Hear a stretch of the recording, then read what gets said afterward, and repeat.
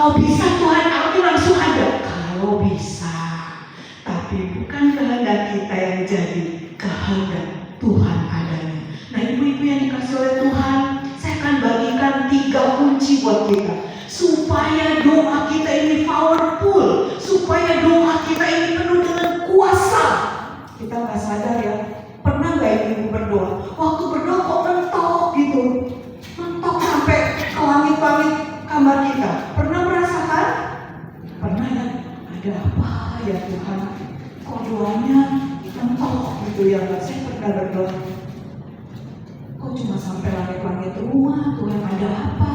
Ya, harus koreksi diri kita dengan baik. Ada apa? Kok doa kita nggak sampai gitu, cuma sampai plafon rumah kita. Nah, kita akan lihat doa yang penuh kuasa itu yang bagaimana, ibu-ibu yang dikasih oleh Tuhan. Poin yang pertama, ya, jaga perkataan. Nah, udah pada mulai melotot kan? Jaga perkataan. Ibu-ibu yang terkasih dalam Tuhan, ini penting. Ya, ini penting. Kadang-kadang tanpa sadar, ya, ada perkataan yang kasar, ada perkataan yang kotor, ada sumpah serapah yang keluar dari mulut kita. Baik kita sadari ataupun tanpa kita sadari. Ketika kita marah di luar emosi, wah sudahlah mulai.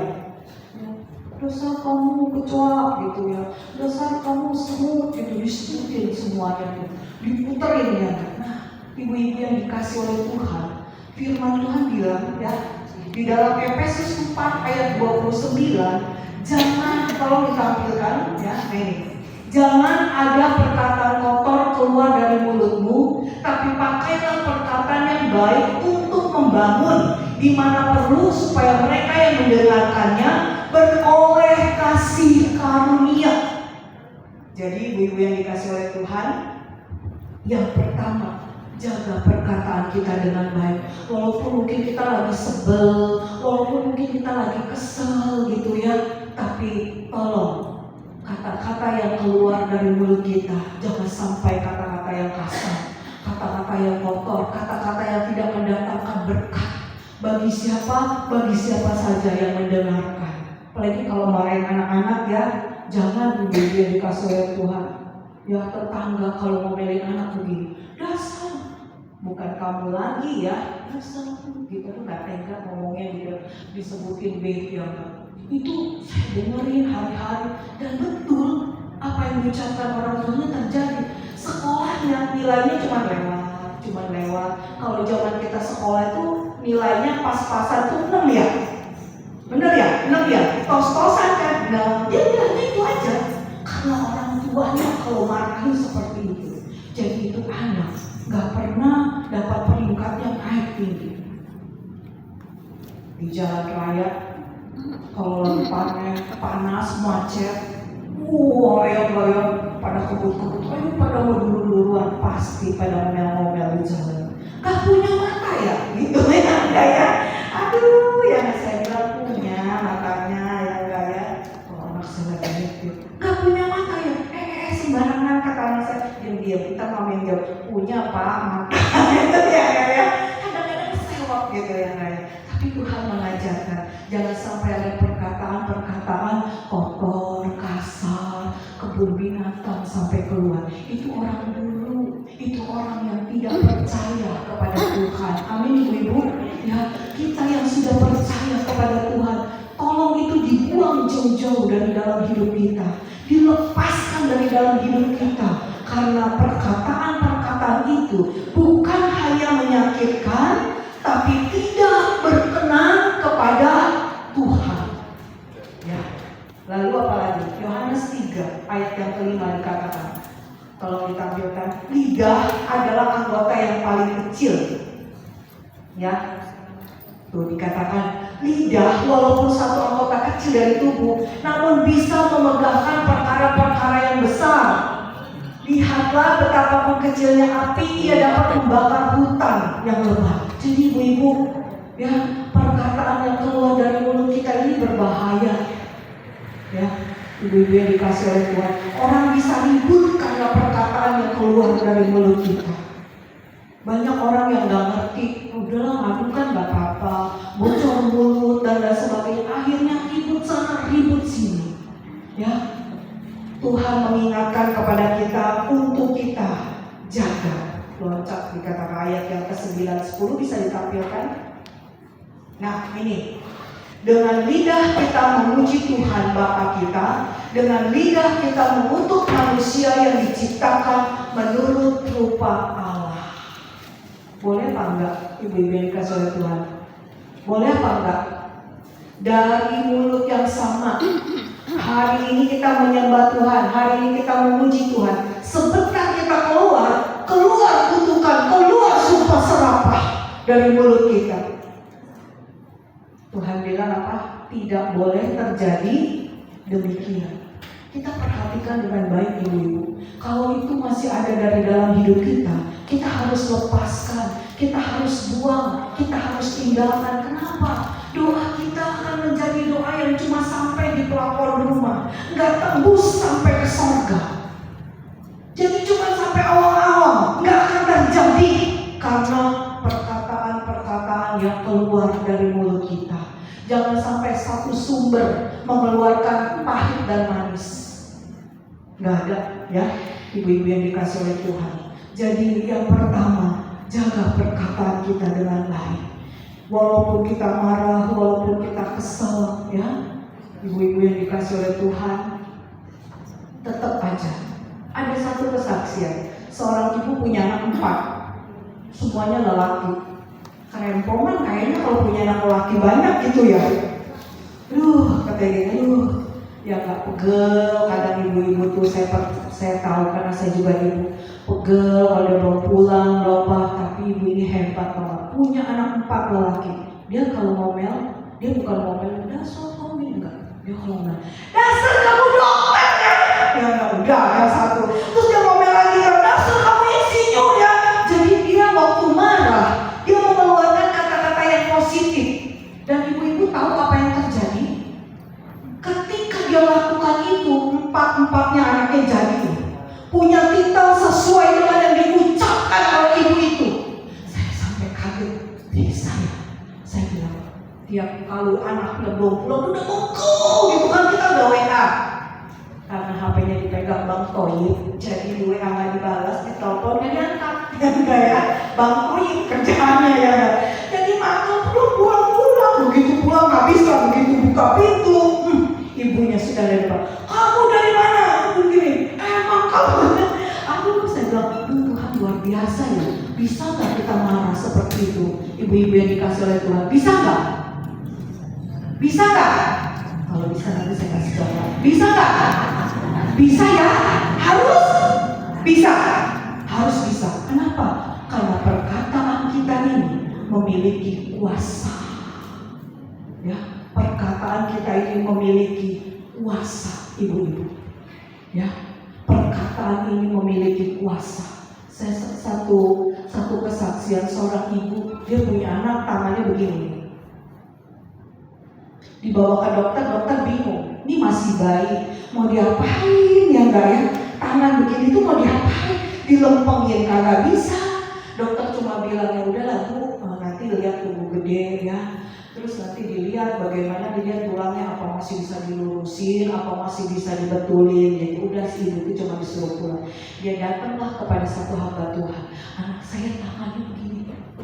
Oh gampang. Ibu bisa ngomong tiap hari? Bisa. Kuatnya berapa? Wanita sehari kalau ngomong berapa ribu? 100.000. Hah? 100.000. 100.000 ya. Jadi dari suaminya buka pulang, gitu ya. Hamba Tuhan bilang, kamu bisa ngomong banyak nggak? Bisa.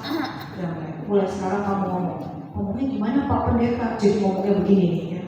Kamu ngomong, anak saya tuh pasti tangannya lempeng, anak saya tuh pasti ditolong Tuhan, anak saya tuh pasti mengalami mujizat. Karena dokter udah angkat tangan. Ngomong ya, cuma begitu Pak Pendeta. Iya kamu ngomong. Mulailah ibu ini ngomong. Sehari dia ngomong 200 kali, nggak terjadi apa-apa. Besoknya dia tambahin lagi 500, belum juga. Besoknya dia tambahin lagi 1.000, belum juga anaknya masih begini. Ditambah yang tiap hari sampai hari itu kalau nggak salah udah 5.000. Tiba-tiba waktu dia ngomong, anaknya tangannya berbunyi petak petuk, tangannya bisa lurus. Berikan tangan buat Tuhan. Dasar ya ibu. Jadi perkataan itu berkuasa. Ya, amin. Perkataan itu berkuasa. Maka jangan mengeluarkan kata yang sia-sia dari mulut kita. Biarlah perkataan kita, perkataan yang penuh dengan berkat. Sekalipun mungkin emosi sudah di sini, sudah mau meluap gitu ya. Saya kalau sudah pengen marah rasanya ya, rasanya udah pengen gini, gitu ya. Saya cuma Tuhan tolong, Tuhan tolong. Anak saya kenapa ini mami, Tuhan tolong. Padahal kita lagi sibuk gitu ya, supaya jangan ada perkataan yang tidak baik. Kalau orang-orang di luar Tuhan, mereka nggak ngerti, betul? Mereka tidak ada yang mengajari. Tapi kita anak Tuhan diajarkan oleh firman Tuhan, ibu-ibu. Jadi pergunakan kata-kata itu dengan baik supaya doa kita powerful. Itu yang pertama ya. Yang kedua, supaya doa kita powerful apa lagi? Nah ini penting. Dari mulut turun Hati. ke hati. Itu jatuh cinta. Ya itu jatuh cinta nih, masih ingat masa muda ya. Ya. Yang kedua, jaga hati. Amsal 4 ayat 23. Jagalah hatimu dengan segala kewaspadaan, karena dari situlah terpancar Kehidupan. Ibu-ibu, Tuhan gak lihat penampilan kita, Tuhan gak lihat casingnya kita, tapi yang Tuhan lihat adalah hati kita.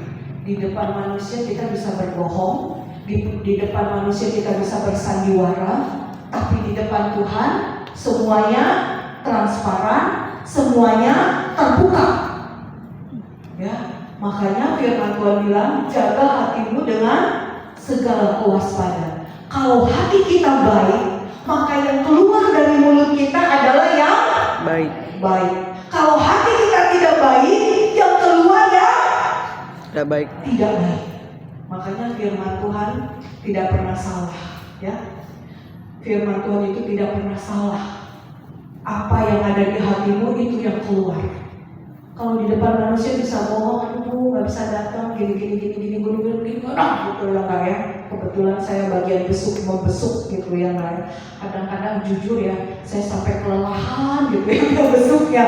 Aduh Tuhan, kunaon ya nggak mau datang gitu ya nggak. Padahal ya nggak, saya datangi untuk kebaikan dirimu. Kalau kamu mengasihi Tuhan, Tuhan mengasihi kamu ya nggak. Gitu ya, ibu-ibu yang dikasih oleh Tuhan. Nah, disinilah kita harus belajar jaga hati kita dengan baik. Ya, jaga hati kita dengan baik. Jangan sampai terkontaminasi dengan apa yang ada di dalam dunia ini. Bu Meni, sabarnya siapa? Panjang, saya pernah ngomongnya lah. Panjang, ya. Jaga hati. Ya, ibu-ibu yang dikasih oleh Tuhan. Caranya gimana Bu? Jaga hati. Ya dekat dengan Tuhan. Baca firman-Nya, selalu ada di dalam hadirat Tuhan. Maka hati ini akan terjaga dengan baik. Diperhadapkan oleh hal-hal yang sulit, kita ingat bahwa Tuhan ada di dalam hidup ini. Bahwa Tuhan ada di hati kita. Jangan hati ini banyak yang enggak, ibu-ibu. Tuhan memberi saya satu karunia. Kalau saya ketemu orang, saya bisa tahu ini orang hatinya beres atau enggak. Jangan pada takut ya, ketemu saya. Benar, saya ketemu satu orang, saya ngomong sama suami saya, namanya nggak beres, hati-hati dah. Saya bilang kelihatan, mami tahu dari mana kelihatan hatinya. Saya bilang begitu sama suami, begitu, iya hati-hati deh. Ya saya bilang jangan dekat-dekat, saya bilang betul apa yang saya ucapkan, ibu-ibu yang dikasih oleh Tuhan. Hatinya tuh kelihatan hitam, keras gitu. Waduh, saya bilang ini cuma Tuhan yang bisa nyembuhin dia. Kalau dia mau buka hati, kalau dia nggak mau buka hati, ya udah hatinya akan tetap keras, dan dia nggak berubah gitu loh. Ya, jadi ibu-ibu yang dikasih oleh Tuhan, jaga hati ini dengan baik ya. Di dalam Amsal 14 ayat yang ke-30, hati yang tenang itu menyegarkan tubuh. Bagaimana caranya supaya hidup tenang? Banyak duduk diam di bawah kaki Tuhan. Di situ ketenangan akan terjadi, ibu-ibu ya. Di situ ya hati kita teduh. Ya, ibu-ibu yang dikasih oleh Tuhan. Kalau kita jauh dari Tuhan, boro-boro ketenangan yang dapat, yang ada apa? Resah, gelisah, takut. Apalagi udah dengar kabar A, dengar kabar B, dengar kabar C. Wah, udah tambah gak karu-karuan. Ya, ketika kita duduk di bawah kaki Tuhan, ada satu ketenangan yang Tuhan berikan kepada kita. Ya, tugas saya sebagai ibu gembala, bapak gembala banyak ibu. Kadang-kadang dengar kabar gini, dengar kabar gitu, ada rasa kecut, ada rasa ketar-ketir di hati. Saya buru-buru datang sama Tuhan, Tuhan aku serahkan ini persoalannya ke dalam tangan-Mu. Biar Engkau yang ambil alih, biar Engkau yang bekerja Tuhan. Ya, disitulah ketenangan terjadi ibu-ibu yang dikasih oleh Tuhan. Nah, ayat yang ke-15 dikatakan, hati yang gembira membuat muka berseri. Lalu 17 ayat 22, Mazmur, hati yang gembira adalah obat. Gimana Bu kalau hidup susah, gak ada beras? Gimana Bu susah kalau gak ada beras? Kasih aja ya Bu Susan ya berasnya, supaya dia ada beras, betul gak? Ya, gimana Bu kalau susah, makan gak ada, duit gak ada, ini gak ada? Ibu-ibu yang dikasih oleh Tuhan, bagaimana keadaan seperti itu?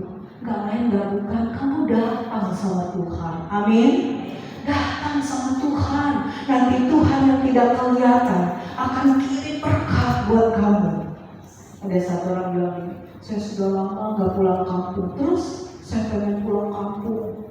Saya bilang, kamu punya Bapa di surga, kenapa kamu gak ngomong? Kamu tinggal ngomong sama Bapa yang di surga. Bapak, aku sudah 10 tahun gak pulang kampung, aku pengen pulang kampung. Saya bilang, nanti Tuhan kirim berkat. Dari mana buat kamu? Begitu ya bugem. Duh, begitu ya bugem. Ya memang begitu. Ya enggak. Ibu-ibu yang dikasih oleh Tuhan, ya, hati yang gembira adalah obat. Hadirkan suasana sorga di dalam rumah kita. Walaupun rasanya tidak memungkinkan, walaupun rasanya sulit, walaupun rasanya mustahil banget menghadirkan hadirat Tuhan di dalam keluarga. Bisa kalau kau dekat dengan Tuhan. Kalau berbicara kesusahan, saya sudah alami sebagai hamba Tuhan. Banyak udah begini, begitu, begono. Kalau ditulis sebuku tuh gak habis. Di tengah badai bisa tetap tenang. Di tengah badai masih bisa tetap teguh. Di tengah badai masih bisa tetap berdiri. Di tengah badai masih bisa tersenyum. Karena apa? Karena Tuhan ada dalam hidup kita. Amin. Amin. Amin. Amin. Ya, kecil Tuhan memberkati kita. Ibu-ibu yang dikasih oleh Tuhan. Buat waktu kecil. Tinggal bagaimana hatimu dengan Tuhan. Saya seringkali bersyukur, ya, Bu, ayo setia sama Tuhan, ayo setia. Saya kadang-kadang menangisi jiwa-jiwa yang gak setia. Kenapa? Karena ketika kau setia, Tuhan juga setia sama kamu. Benar apa benar ibu-ibu? Ya, saya menangisi Tuhan, kenapa sih orang disuruh datang mencarimu pada gak mau, malas-malesan gitu. Itu yang jadi doa saya. Kenapa? Karena ketika kau setia, Tuhan setia sama kamu. Amin. Setia. Ya. Setia dalam tanda kutip banyak.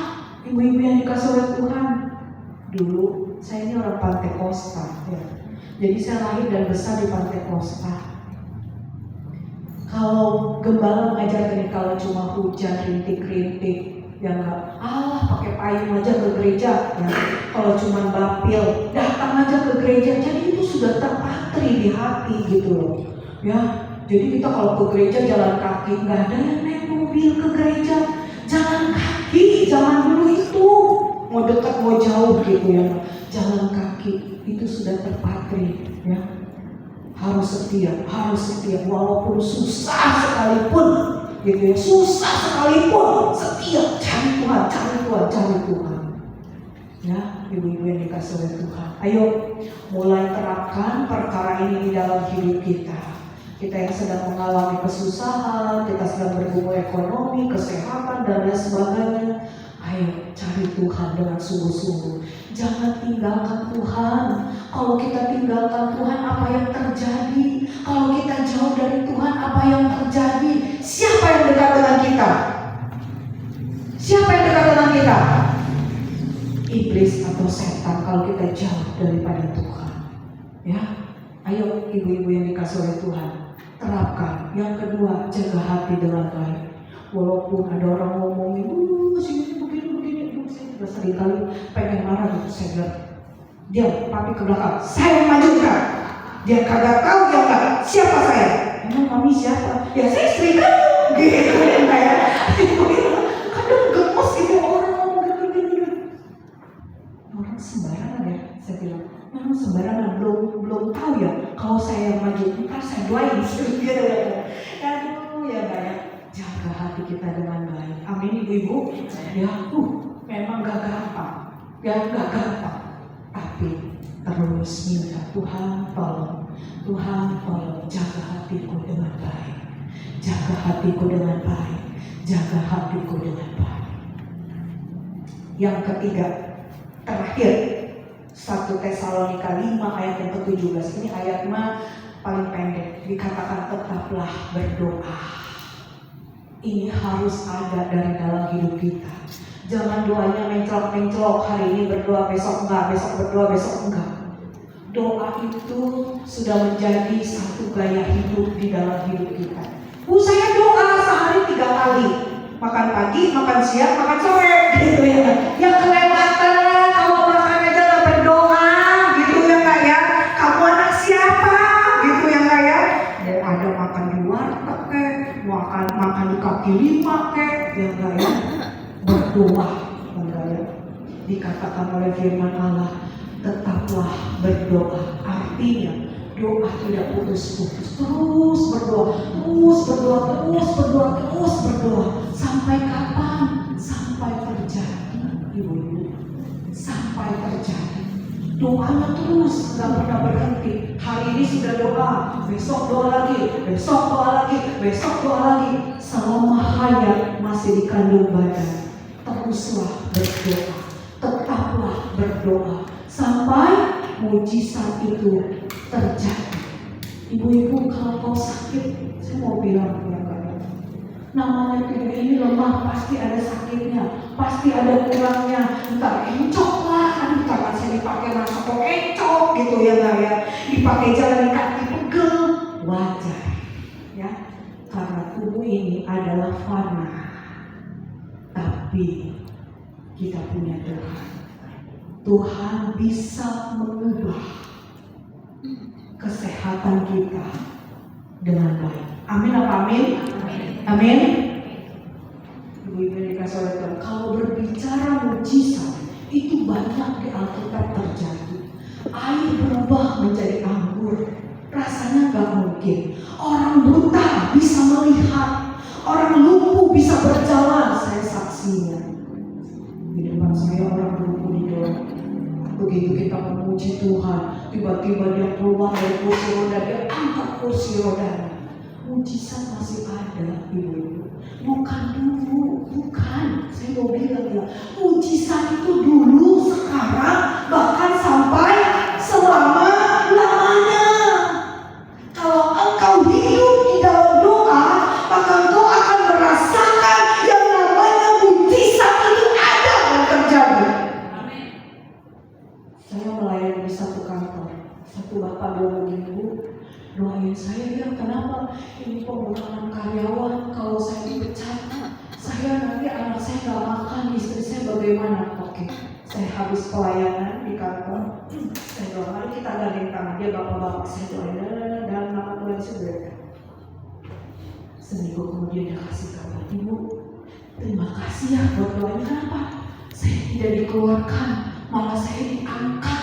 Wih, itu kan sesuatu yang hebat. yang luar biasa. Saya bilang, Bapak, itu karena kuasa doa. Engkau berdoa kepada Tuhan, maka mujizat dinyatakan oleh Tuhan.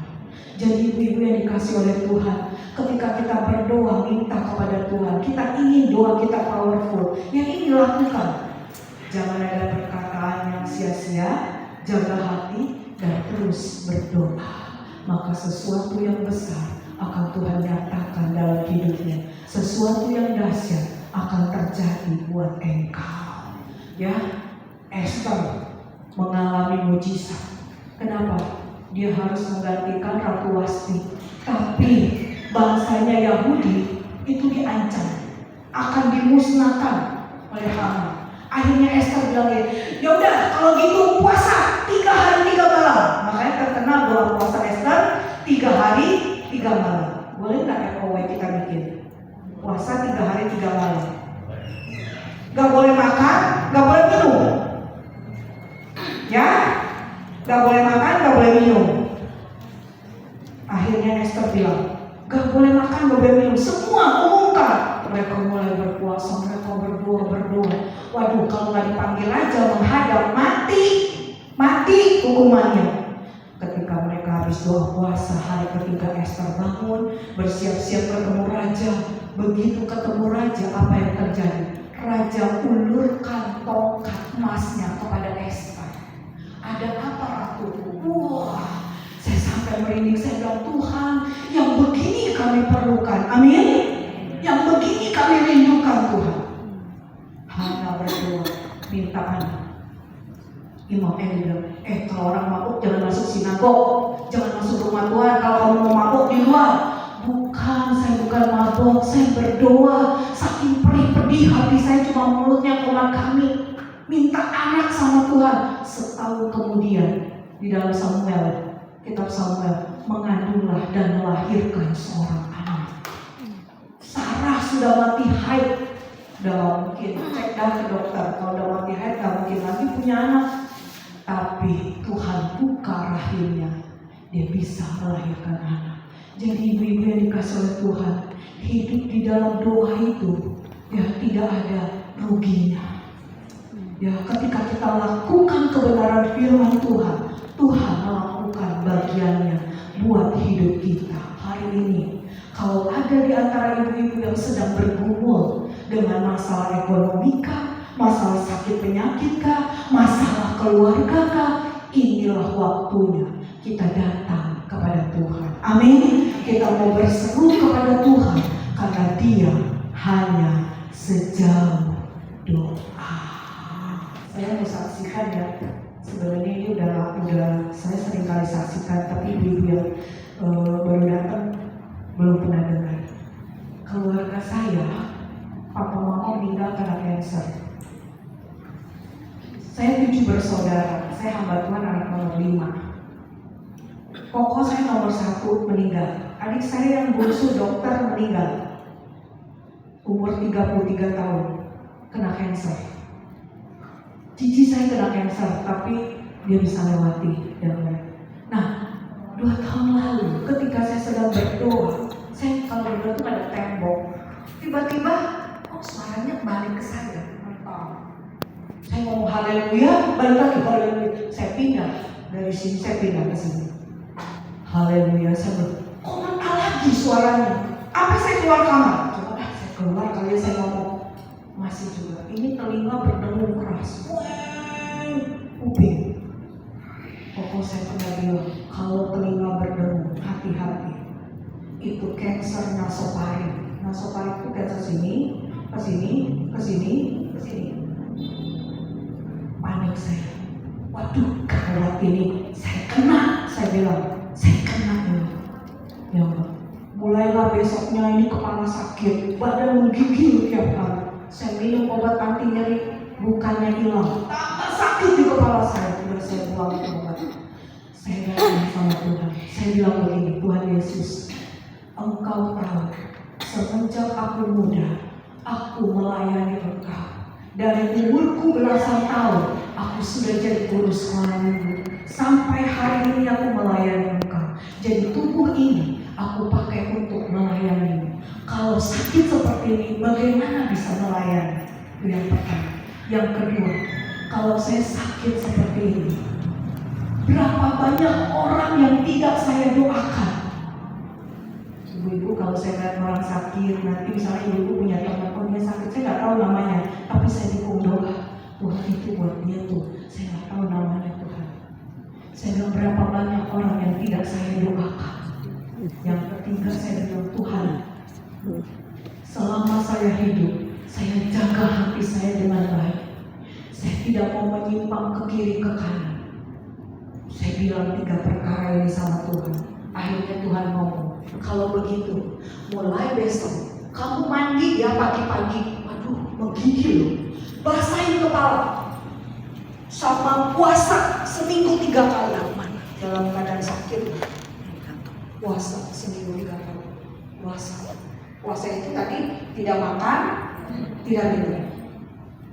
Aduh, dalam keadaan meriah-meriah. Pagi-pagi tuh ya, habis bikin bekal. Saya aktivitas biasa, pada dulu sakit ini makan kayak mau keluar.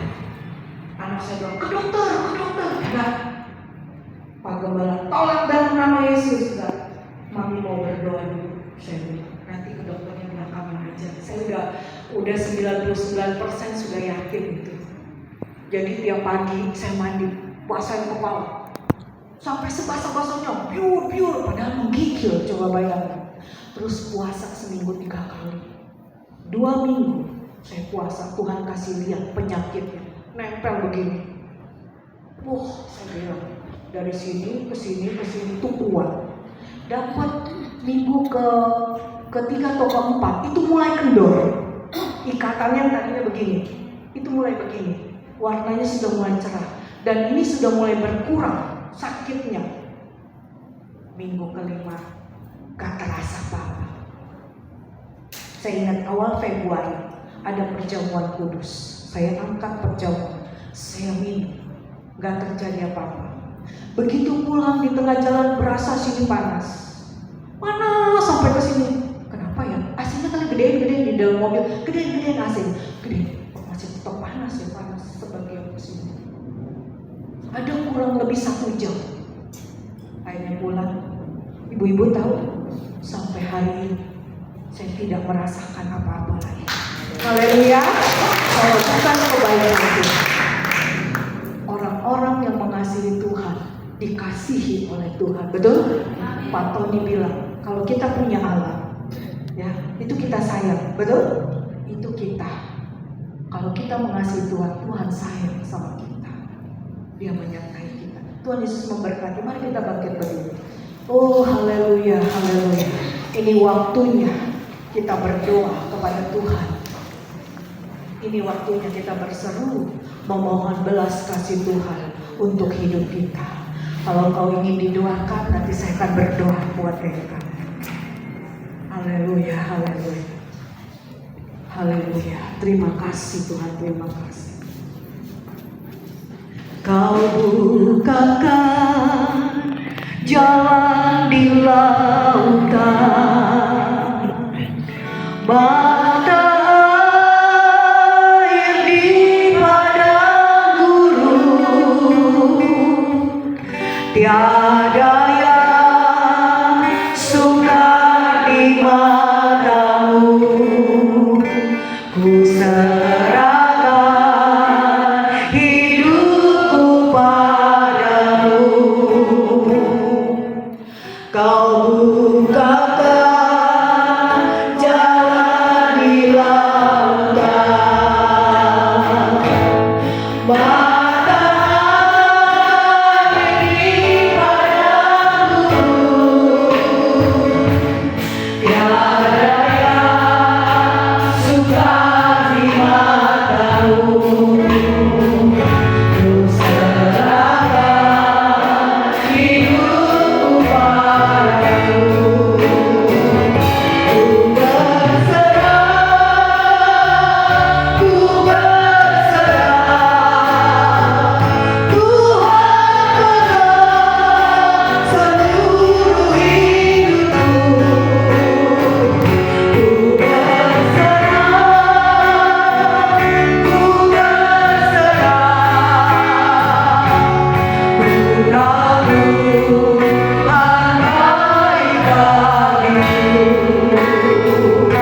Ibu-ibu, sore ini inilah waktunya kita datang kepada Tuhan.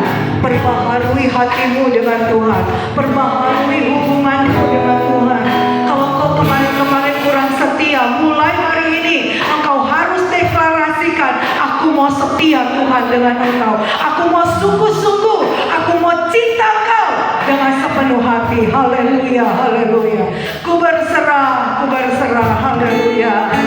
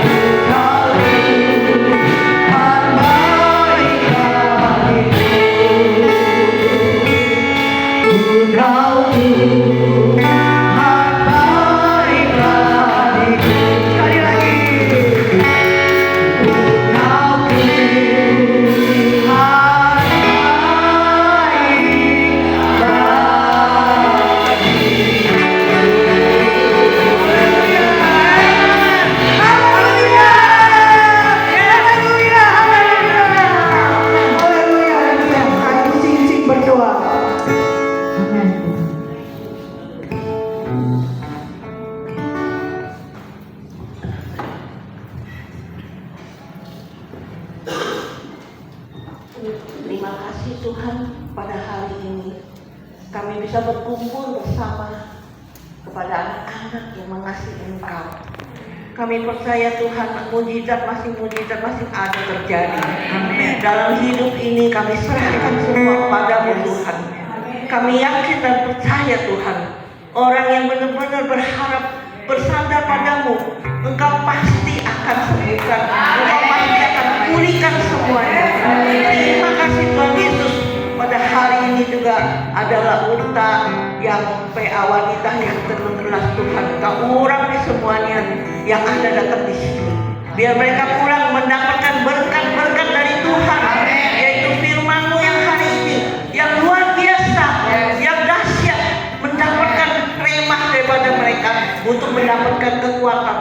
Tuhan, terima kasih firman-Mu pada hari ini, dan juga terima kasih untuk Ibu Gembala yang memberitakan kabar baik. Memang luar biasa firman ini, selalu iya dan amin. Terima kasih Tuhan, kami mengucap syukur atas semua kebaikan-Mu yang datang hari ini. Diberkati Tuhan, amin. Haleluya. Terima kasih. Ibu kasih.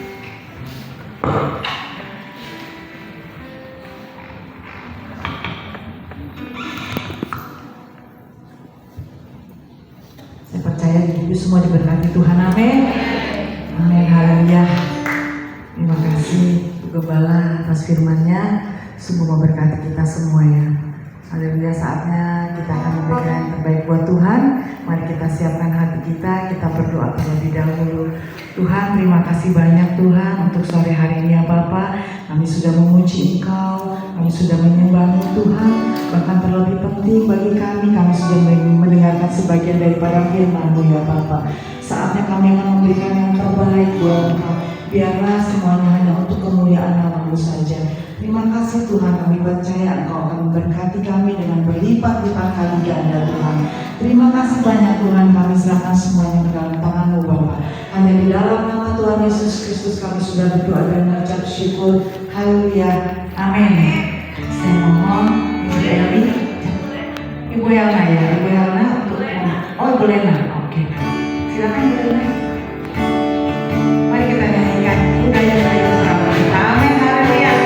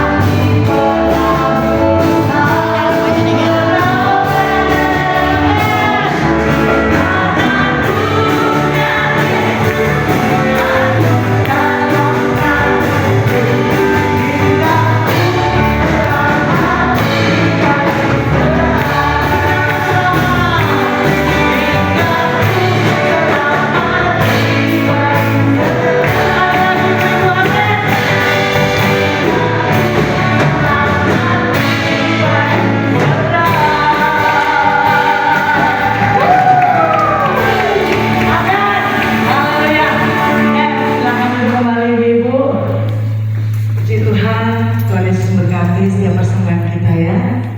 Oke, saat yang kita nantikan, kita